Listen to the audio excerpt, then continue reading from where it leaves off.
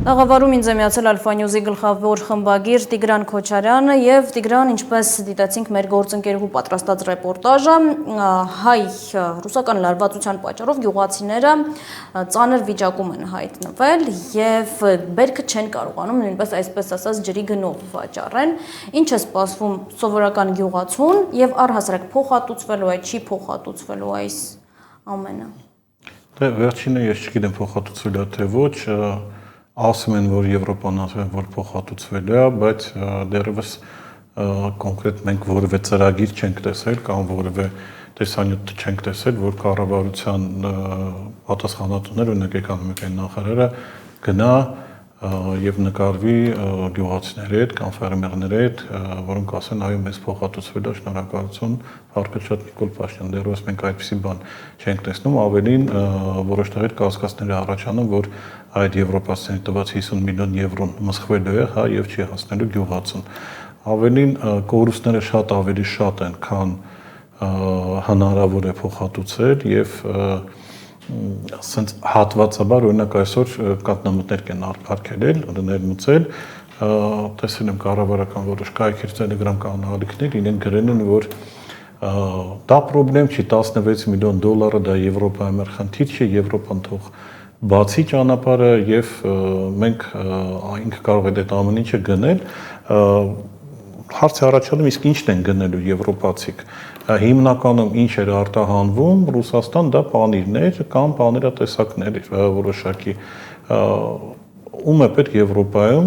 ամենայն հարգանքով հայկական պանիրին, Եվրոպայում հայկական պանիր, եթե այնտեղ կա ֆրանսիական պանիր, եթե այնտեղ կա իտալական պանիր, եթե այնտեղ կա շվեյցարական պանիր, հա, այսինքն ոնց որ ժամանակին ասում են, հեսա ձուկը Եվրոպա կարտահանենք, օրինակ ինչ պետք է անի հայկական ձուկը, նորվեգական ձկան կողքը, որը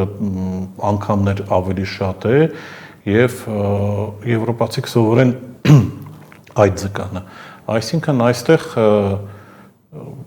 կառավարությունը, այսպես ասենք, փորձում է հատվածաբար խաբել 44 օրյա պատերազմի տրամաբանությամբ եւ քարոզչությամբ փորձում է խաբել նաեւ սովորական ժողովրդին եւ այսօր հետաքրքիր բան կարդացի նաեւ ոնց որ գործին լծվել է նաեւ Ֆրանսիայի դեսպանատունը, որը ուրախությամբ ասել է, որ հայկական ծիրանը արդեն վաճառվում է Փարիզի հայկական խանութներում, որովհետեւ մենք պատկերացնենք Փարիզի հայկական խանութների չափսը եւ ծավալը, հա, հաստատ իրենք սուպերմարկետներ չեն եւ երևի թե մի 10-20 կիլո այնտեղ կվաճառվի եւ ոչ ավել, բայց էլի հիմա տեսեք սովորական ժողովուրդը կասի, այ տեսեք արդեն մեր բանը ծիրանը գնաց Ֆրանսիա, բայց այն որ հազարավոր տոննաներ ծիրանի մնալու են Հայաստանում եւ որևէ տեղ չեն գնալու կամ փթելու են ծառերի վրա կամ լավագույն դեպքում չորացնեն ու չեմ կսարքեն իրենցից, այդ դրա մասին որևէ մեկը չի մտածում։ Դրա համար ինչ որ ժամանակ, էլի համեմատեմ 44 օրյա հետ, ինչ որ ժամանակ կառավարությունը կարողանա թաքցնել սեփական ժողովրդից այդ կատաստրոֆայի իրական պատկերը, բայց երբ որ գա հասնի ինչ որ պահի, արդեն այդ այլևս թաքցնել չի լինի։ Հիմա ոնց է ինչ որ մի բան հասնում է, հա, այդ մարդիկ գալիս են բողոքում են, չգիտեմ, ծիրանը հասավ, բողոքեցին ծիրան արտադրողները, հեսա դեղսն հասնելու, դեղս արտադրողները, հետո խաղողի հերթն է գալու եւ ի վերջո բոլոր գյուղացիները հավաքվել են, ոնց որ ձկնաբույսները ասել են իսկ վերջը ինչ եղավ։ Ձկնաբույսները 2 ամիս լռեցին, գին պաշարների վրա աշխատեցին, ինչ կարողացան սառեցրեցին եւ մնացած արդեն անդադ ինչ որ բան է արտադրվում, հարկեր, վարկեր եւ այդ մնացածները չեն կարողանում փակել։ Դրա համար իրավիճակը շատ եւ շատ վատանում է։ Ես ձեզ ավելին ասեմ, դուք ասացիք հայ-ռուսական լարված հարաբերությունները, դա դեռ լարված հարաբերություններ չեն Ռուսաստանի կողմից, հա, որովհետեւ Ռուսաստանը որոշակի ապրանքների սահմանափակումներ է մտցնել։ Եթե Ռուսաստանը ամբողջ առևտուրը փակի եւ Հայաստանից եկող եւ Ռուսաստանից գնացող, այդտեղ կլինեն բավականին շատ խնդիրներ արդեն ոչ միայն արտադրողների մոտ, այլ բոլորիս։ Այո, եւ սահմանափակումները Տիգրան, ինչպես տեսնում ենք, գնալով շատանում են։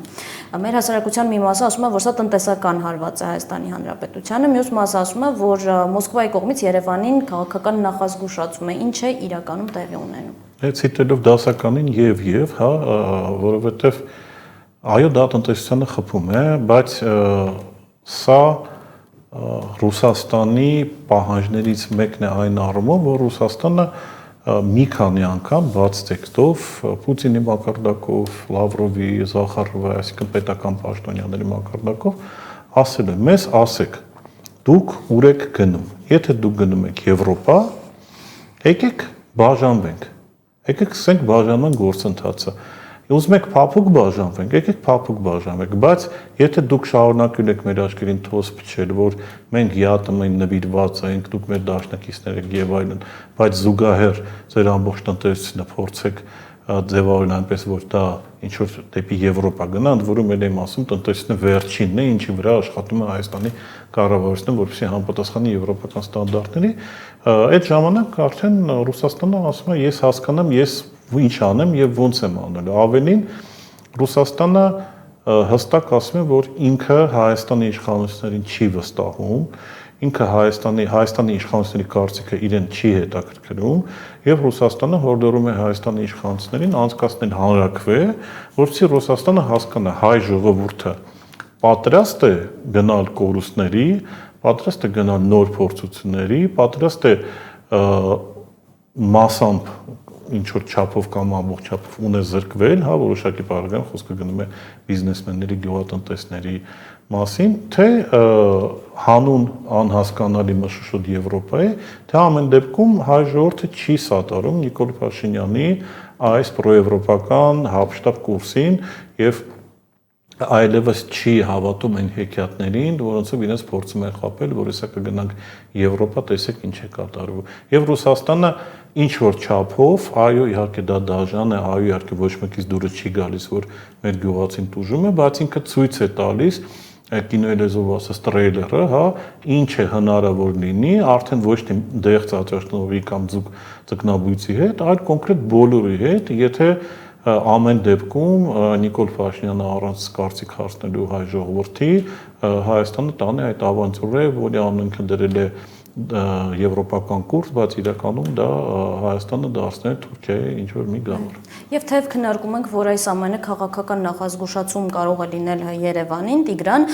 Ռոսելխոզնաձորի այս վերջին սահմանափակումներին եմ առաջարկում անդրադառնալ կատնամթերքի վերաբերյալ, տեսեք, իրանք զգուշացրել են, նշել են, որ դեռևս 2023-2024 թվականներին հստակ մատնանշել էին առկա խնդիրները, բայց Հայաստանի Հանրապետությունը որևէ քայլ չի կատարել այդ ամենը կանխելու համար։ Հիմա ինչից պետք է նեղանանք։ Փորձեմ ինչ որ ձևի կենցաղային օրինակով բան անեմ, ենթադրենք ձեր ընկերը ձեզ ինչ որ կամ ընկերուին ինչ որ բան է նվիրում, հա,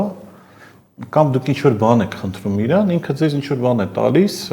չգիտեմ, որ այդքան էլ լավ որակի չի, ընդհանրապես ասում եք ֆենս փչացել է, քո ֆենը կտաս, հա, ինքը իր ֆենը տալիս է կամ նվիրում է, ինքը այդքան էլ լավ որակի չի, դուք վերցնում եք ամեն դեպքում, հա, կամ դուք էլի ինչ որ մի բան եք խնդրում իրենից, որի վրա կարող եք աչք փակել այդ տվյալ պահին, բայց եթե ինքը արդեն ձեր ընկերը չի դառնում, հա, ինքը արդեն կամ ենթադրենք պարկով փող եք տալիս, հա, մտածում եք կտա անգիրա եւ այլն բանն, բայց հետո ենթադրենք գժտվում եք կամ ինչ որ սև կատու է ձեր մեջ անցնում, ինքը գալիս է էլի պարկով փող ուզում, բայց արդեն վատ հարաբերությունների մեջ եք, ինքը ձեր մասին վատ բաներ է խոսացել, ինքը ձեր որոշակի գործունեություն է ծավալել, դուք բարձր է որ որևէ բան չեք տալու, արդեն վերաբերում եք իրան այլ ձևի։ Այսինքն այստեղ Ռոսելխոզնաձորը եւ դա բոլորը գիտեն եւ Հայաստանը առաջինը չի, նորելիքը չի այս ամեն ինչում, Ռոսելխոզնաձորը դա Ռուսաստանի պատժիչ բաներից մեկն է, կազմակերպություններից մեկն է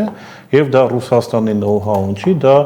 ամերիկացիներն են սանկցիա մտցնում ոչ բարեկամ երկրների հանդեպ, այդ թվում նաեւ Ռուսաստանի բոլորը, եթե դու դադարում ես ընկերություն անել, ապա դու անցնում ես գործնական հարաբերությունների, որտեղ զեղչեր, որտեղ ներում բեկում, որտեղ որոշակի, այսպես ասենք, ժամանակային սպասումներ, հա, այլևս չեն աշխատում։ Այսինքն դու սկսում ես կոնկրետ հստակ աշխատել կանոններով, հստակ մատնանշված։ Այսինքն եթե ինչ որ ժամանակին փակել ես աչքերը, ինչ որ մի բան է ինչ եղել, եւ ասել ես լավ։ Նույն ձևի վրացիների հետ էր կապված, հա, որ միանգամից գինին դադարեց Ռուսաստան մտնել, հա, մինչև այդ գնում էր, կարող է այդքան էլ լավ որակել չէր, կարող է ինչ-որ խնդիրներ կար, բայց Ռուսաստանը համարում էր Վրաստանին անկիրական երկիր եւ որոշ բաներում աչքը փակում էր։ Հիմա նույնն Հայաստանի պարագայում, այսինքն սա շարունակվել է, մենք էլի բաներ ենք մատակարարում Ռուսաստան, հիմա այս բաները չասեմ, որ ասեմ Տիգրանը կռվա, հա, հիմա դա էլ չլինի, բայց այսպես ասեմ, սա դեռ ամեն ինչը չի։ Ուղղակի ինչն է խնդիրը, ինչն է վատ, որ գյուղատնտեսությունը մեծ խնդիրներ է ունենում, որովհետև գյուղատնտեսությունը, տեսեք, նույնիսկ եթե կոմպենսացվի, հաջորդ տարի գյուղացին մտածելու է. տնկեմ, թե չտնկեմ, այսինքն ջերմոցներս պահեմ, թե չպահեմ, բա վարկերս ոնց եմ տալու, բա եթե ես աճացնեմ, այս անգամ էլ փոխհատուցումը չտան, որովհետև բոլորը պարզ հասկանում են, որ հատուկ են ինչ որ 10 տոննա, 100 տոննա ինչ որ բան կգնա Եվրոպա, բայց 15,000-ավոր տոննա բերքը ինքը տենց են մնալու է Հայաստանի ներսում, այսինքն դա է խնդիրը, գյուղացիները սննկանալու են, դա մեկ, երկրորդը, եթե գյուղացին սնանկ է, եթե գյուղացին չի զբաղվում գյուղատնտեսությունով, ապա գյուղացին ինչ է անում, գյուղացին կամ գնում է քաղաք գործ գտնելու, ինչպես Վահան Քերոբյանն էր Նիկոլական նախարարը խորհրդարից գնալ տաքսի քշել, ավելի ձեռնտու է, կամ արտագաղթում է։ Հիմա եթե գյուղը դատարկվում է, ինչ է բերում գյուղի ամայացումը, ինչ վտանգներ է պարունակում, այստեղ Մանդասականյան հարությունների հետ ենք խոսում, ֆերմեր, ինքը շատ պարզ բան ասաց, եթե գյուղը դատարկվում է, դա խնդիր է առաջանում բանակի համար, որովհետև բանակը հիմնական համալրում է գյուղացիներն են, հա, երկրորդը գյուղը, հատկապես սահմանամերձ գյուղերը պահում են նաև կոնտրակտիկները, զինծառայողները, որոնք պայմանագրեր են հիմնադրում, եւ նրանց 90%-ը տվյալ կամ կողքի գյուղերից են։ Հիմա եթե այդ գյուղերը դատարկեն, տղամարդիկ գնացին են ուրիշ տեղ, արտագնա աշխատանք կամ Երևան, պարզ է, որ այնտեղ կոնտրակտիկի չես գտնի։ Այսինքն գյուղատնտեսության ոչնչացումը բերում է նաև բանակի խնդիրներին։ Արդյոք Փաշինյանենք, որոնք բռնել են այդ կուրսը եւ գիտեն, որ Ռուսաստանը հնարավոր է այդպես պատասխանի, հաշվարկել են, որ այսպիսի հետևանքներ կլինեն։ Շատերը ասում են, ոչ, դա պատահականություն է, չգիտեն, չէին բանարել, պլանավորել, բան, իմ կարծիքով բավականին լավ հաշվարկ էր եւ ել եմ ասում 2-3 տարի հետո եթե Հայաստանի գյուղատնտեսությունը կանգնի, մենք այլում նաև խնդիրներ ենք ունենալու եւ բանակի հետ կապված, եւ ոստիկանության հետ կապված, եւ ընդհանրապես գյուղերի հետ կապված, ավելին ես ձեզ ասեմ, այս դպրոցների փակելը երևի թե նաև զուգահեռ ուղեկցվում է այդ հաշվարկի հետ, այսինքն Փաշինյանն եւ իր կուրատորները այդ ամեն ինչը շատ լավ հաշվարկել են։ Տիգրան, լսենք նաև մեր գործընկերների կարծիքը, Հայկ, թերևս սկսենք քեզնից, ինչ է սպասվում վերջ-վերջո Հայաստանի տնտեսությանը։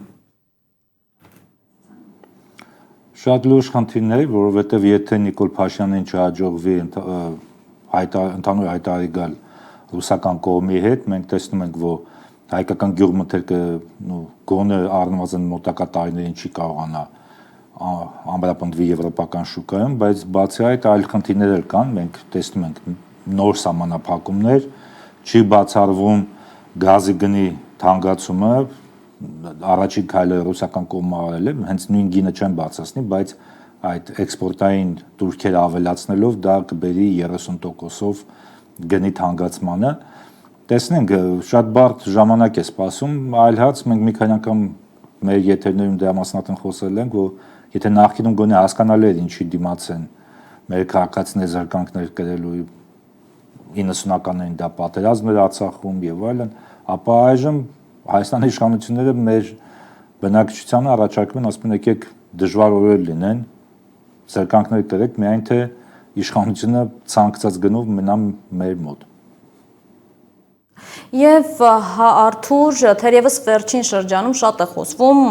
եվրոպական շուկա դուրս գալու մասին, թեև դու Հայաստանի Հանրապետությունում չես ապրում, բայց լինում ես Հայաստանում տարվա ընթացքում մի քանի անգամ եւ ըստ քեզ իրականում որքանով է պատրաստ Հայաստանը, մասնավորապես հայկական կատնամթերքը, որովհետեւ խոսում էինք այդ թեմայի մասին, այլ երկրներ արտահանվելու։ Ես սննդի մասնագետ չեմ, բայց որպես քաղաքացի, ով բնակվում է, ասենք, Միացյալ Նահանգներում, այստեղ էլ հայկական ապրանքներ բերում են։ Իմ պատկերացումն այն է, որ եվրոպական շուկա, ռուսական շուկա, ամերիկյան շուկա, երբ որ մենք ասում ենք, դժբախտաբար հայկական սնունդը, սննդամթերքը եւ անվտանգության տեսակետից զիջում է բնականաբար բոլոր եւ ռուսական չափանիշներ եւ եվրոպական առավել եւս եւ նաեւ ամերիկյան, բայց հասկանալի է, որ գործընկերները շատ լավացին, որ Ռուսաստանը միշտ աշկ է փակել դրա վրա եւ հիմա ասում է, եթե ուզում եք գնաք Եվրոպա, խնդրեմ, հիմա արդեն աշկ չենք փակում։ Իսկ եվրոպական շուկա մտնելու համար այնտեղ շատ բարձր չափանիշներ կան, ես մի անգամ եմ առիթ ունեցել ասել, որ նույնիսկ ամերիկյան գյուղատնտեսական ապրանքները, որոնք շատ բարձր անվտանգության, այսպես բաներով են ասում, շատ հաճախ բյուրոկրատական քաշքշուկների միջոցով, որպեսզի այդ որակի եւ անվտանգության չափանիշներին բավարարեն, նույնիսկ ամերիկյան գյուղատնտեսական ապրանքները չէին կարողանում մտնել Եվրամիություն եւ Թրամփը վերջին 1-2 տարիների ընթացքում ճնշումներ գործադրեց եվրոպական երկրների վրա, տարիֆներ ավելացրեց եւ այլն, որպեսզի թույլ տան, որ ամերիկյան տարբեր արտադրանքներ, բայց հատկապես գյուղատնտեսական ապրանքներ մուտք գործեն Եվրամիություն։ Հիմա պատկերացրեք հայկական չեմ ուզում ասել անորակ, բայց որոշակի չափանիշների չհամապատասխանող ապրանքը դա նույնիսկ եթե հաջողվի Հայաստանի իշխանություններին, ասենք քաղաքական որոշում կայացնեն, ես միշտ հասկացել եմ, որ հայկական ապրանքի ուրեմն գնորդը դա հայերն են։ Եթե այդ տրամաբանությամբ նայենք, մոռանանք եվրոպական շուկան ինչքան է, ռուսական շուկան ինչքան է, ասենք 160 միլիոն, չգիտեմ, 200 միլիոն մարդ է ապրում, մեր գնորդը դա հայերն են։ Ռուսաստանի նման, ասենք, երկիր է, որը ունի 3 միլիոն հայկական սփյուռք, հրաժարվել դրանից ինքնասպանություն է, ընդ որում չիմանալով, թե ինչ է լինելու հաջորդը։ Այսինքն համաձայն եմ գործընկերներիս հետ, որ սա բերելու է շատ խորը սոցիալ-տնտեսական ճգնաժամի։ Ես նաև տեսնում եմ Հայաստանում ոմանք ուրախանում են, նույնիսկ գովազդում են, որ ավելի լավ որ Ռուսաստան չի գնում, մեզ համար էժան մենք լոլիկ ենք առնում օրինակ։ Բայց այդ մարդիկ չեն հասկանում, որ այն լոլիկ արտադրողը, երբ որ զրկվում է իր եկամտից, նա նաև փող չի ծախսում, որովհետև այդ լոլիկը վաճառելուց հետո ինքը գնալու է, ասենք, ձուկ առնի։ Հիմա որ փող չունի, այդ ձուկն էլ ամանալու, չի առնելու։ Եվ այդպես շղթայական ռեակցիայով ամբողջ հասարակությունն է տուժելու եւ այո, քաղաքական այսպես մասին գանք մի փոքրիկ խմբակ, ինչպես Սամվել Կարապետյանն է սիրում կրկնել, իրենց իշխանությունը պահելու համար պատրաստ են զոհաբերել ամբողջ Հայաստանի բնակչության շահերը։ Եվ իրենց դա չի էլ հետաքրքրում։ Տիգրանն ասում է, ինչ հաշվարկ են արել, իրենք հաշվարկ չեն արել, իրանց հաշվարկը իշխանության մնալն է։ Այդ իշխանության մնալու ճանապարհին իրենք պատրաստ են դառնալ գործիք բոլորի ձեռքին։ Եվրամիության ձեռքին ընդդեմ Ռուսաստանի։ Ես չեմ զարմանա, որ վաղը լրիվ ուրիշ որոշում կայացնեն, մեկ այլ քաղաքական հարցերում գործիք դարձնեն, բայց այդ ամեն ինչից տուժելու է մեր ժողովուրդը եւ դժբախտաբար առաջիկա տարիները շատ ծանր սոցիալ-տնտեսական իմ պատկերացմամբ վիճակ էլ սպասվելու Հայաստանում, եթե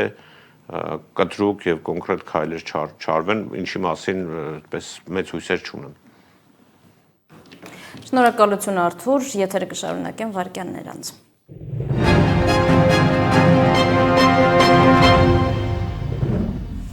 Օրերս կայացել է Հայաստան դաշինքի առաջնորդ Ռոբերտ Քոչարյանի գլխավորությամբ Հայաստան խմբակցության անդամների աշխատանքային հանդիպումը, որի ընթացքում քննարկվել են առաջիկա անելիքները եւ կառուցվածքային փոփոխությունները։ Հանդիպման արդյունքում խմբակցության ղեկավար է ընտրվել պատգամավոր Աննա Գրիգորյանը, իսկ քարտուղարի պաշտոնը զբաղեցնելու է Արթուր Խաչատրյանը։ Տիգրան,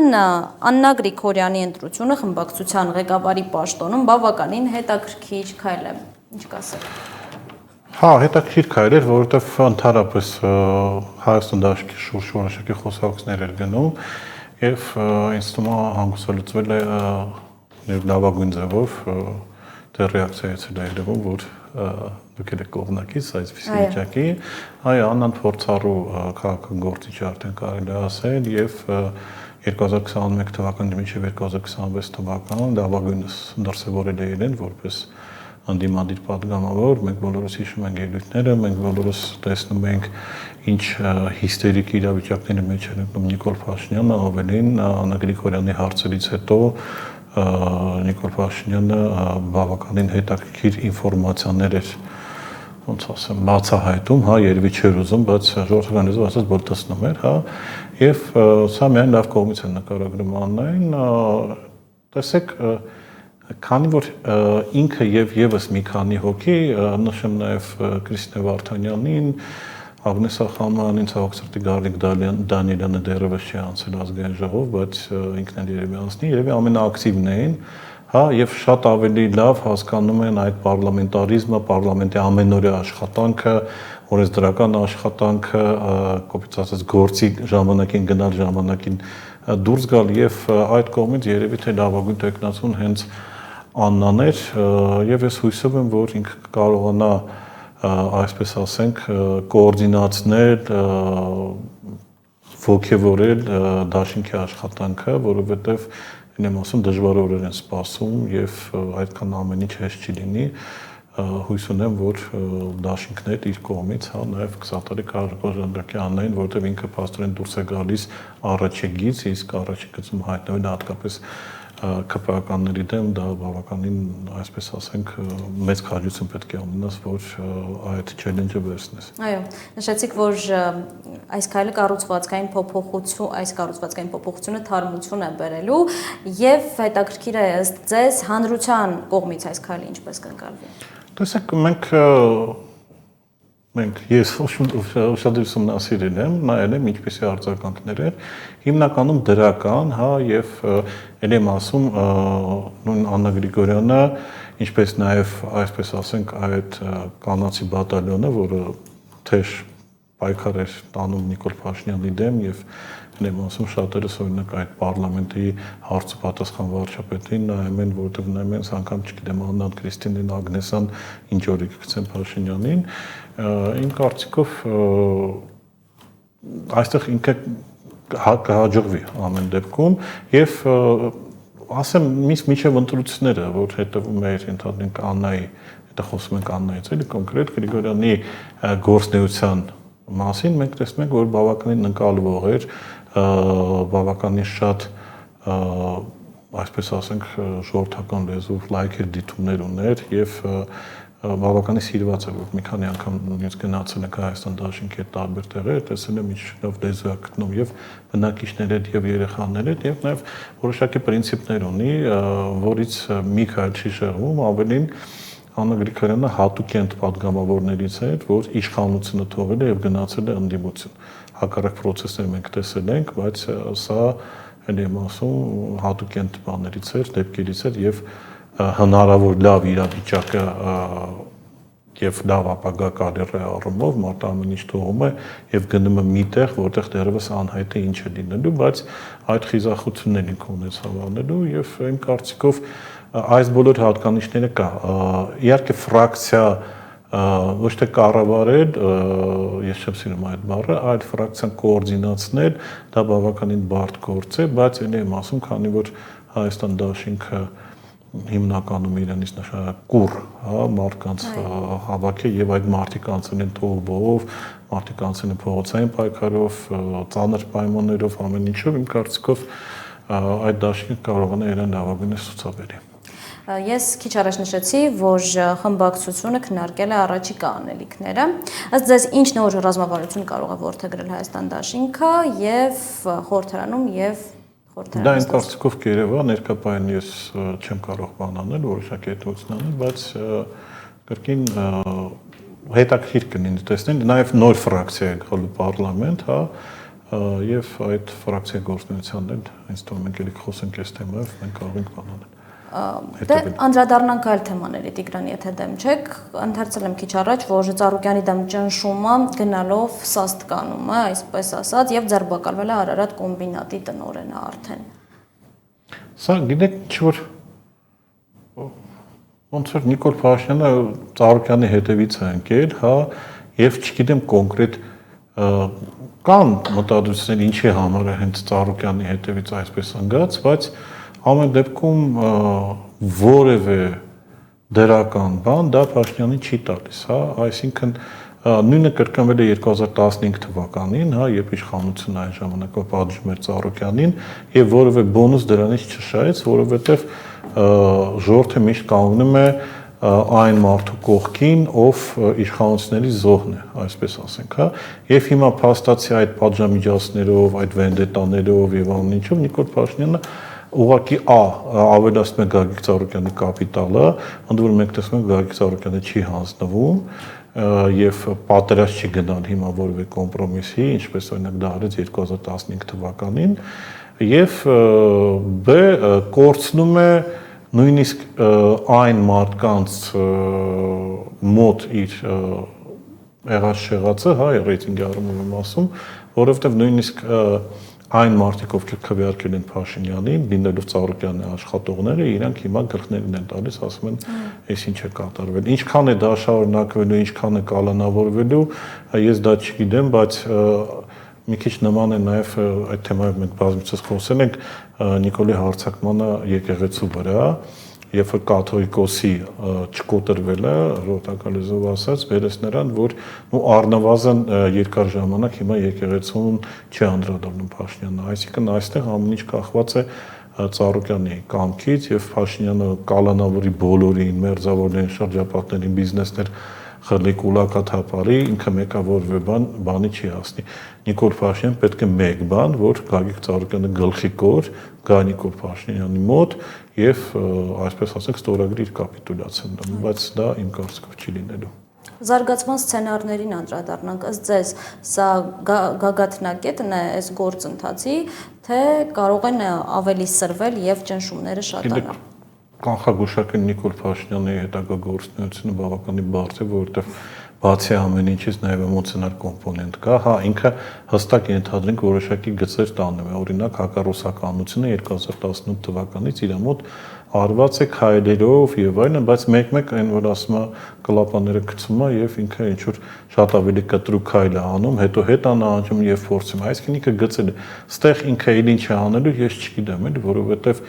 կոնկրետ Գագիկ Ծառուկյանի առումով կուլակաթափ արեց, գործարանը խլեց, չգիտեմ, Մունցիվելնեսը տարավ, անգերությանը փակում է, ենթադրենք, զավոդները կանգնացրել է, ինչ ասեց իր մասին գրում են, ինչ պետք է անի, չգիտեմ, Ծառուկյանի կառուցած եկեղեցիները քանդի, Ծառուկյանի ազգական բարեկամներին կալանավորի, չգիտեմ, գիտեք, ամեն ինչ չի, որ հնարավոր է նույնիսկ ցանկության դեպքում մարսել, եւ մենք տեսնում ենք, որ նույնիսկ դատա իրավական համակարգում որոշակի ճաքեր կան, որովհետեւ մարդիկ չեն ուզում անել այն, ինչ որ պահանջում է իրենցից Փաշինյանը, ինչի պատճառով, որովհետեւ իրենք էլ են արդեն տեսնում եւ նույնիսկ ընտրության արդյունքներով են տեսնում, որ Փաշինյանի ռեյտինգը բավականին ցածր է, հա, եւ այսօր վաղը վիճակ է եւ մտածեն, եթե մենք հիմա պատժենք, մենք եթե ինչ-որ բան անենք, ինչ է լինելու։ Մի օրինակ ուղղակի բացատրեմ, այս թեման փակենք, այսքան գույք են խլել մարդկանցից, պետականացրել, հա, անհիմն հարստանալու դատական գործերով։ Գիտեք, քանի գույք է վաճառվել խլածից։ 0։ Ոչ մեկ ուրիշից խլված գույք չի ուզում առնի։ Որտեղ ինքը շատ լավ գիտի, վաղը հենց իշխանափոխություն լինի, միանգամից գալու են իր ձեռից վերցնել, որովհետև դա անօրինականորեն խլված մասնավոր սեփականատիրոջից գույք է։ Փաշինյանը հիմա ոչնչացնում է մի ինստիտուտ, որի համար իրեն չեն ներում նույնիսկ եվրոպացի գործընկերներ։ Դա մասնավոր սեփականությանը անձեռնախելիությունն է, այսինքն կապիտալիզմի թիվ 1 օրենքը, որ մասնավոր սեփականությունը անձեռնախել է։ Հիմա դա ինքը խախտում, այլ եմ ասում 0 գույք խլված բիզնեսմեններից, հա, գործարաններ լինեն, բնակարաններ լինեն, կարողացել են վաճառել։ Այսինքն սա իմ կարծիքով էլի ցանկություններ կան, հնարավորությունները երևի թե արդեն թույլ չտալի Փաշինյանին, կոնկրետ Ծառուկյանի մասով, մնացածների մասով դեռևս իմ կարծիքով ազատ տեղ ունի։